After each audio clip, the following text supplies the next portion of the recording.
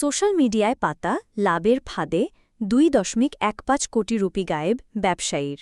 WhatsApp ও ভুয়া online trading platform ব্যবহার করে ভারতে সংঘটিত একটি সাইবার প্রতারণার ঘটনায় 2 ব্যবসায়ী ক্ষতির মুখে পড়েছেন।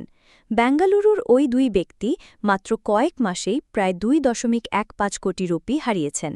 হিন্দুস্তান টাইমস জানিয়েছে, প্রতারণার এই পুরো চক্রটি পরিচালিত হয়েছে সামাজিক মাধ্যম এবং দেখতে বাস্তব শেয়ারবাজার ড্যাশবোর্ডের মতো ভুয়া ওয়েবসাইটের মাধ্যমে।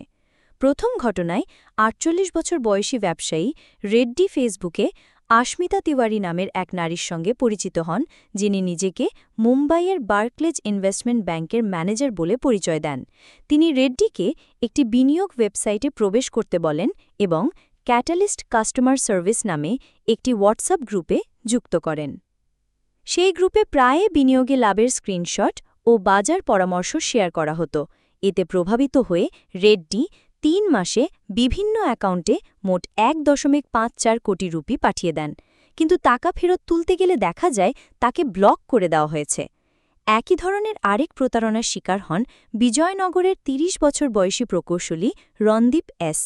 তিনি ইন্ডিয়া স্টক হাব 12 নামে একটি হোয়াটসঅ্যাপ গ্রুপে যুক্ত হন। প্রথমে 3.5 লাখ রুপি বিনিয়োগ করে 90,000 রুপি ফেরত পান, যা ছিল প্রতারকদের বিশ্বাস অর্জনের কৌশল।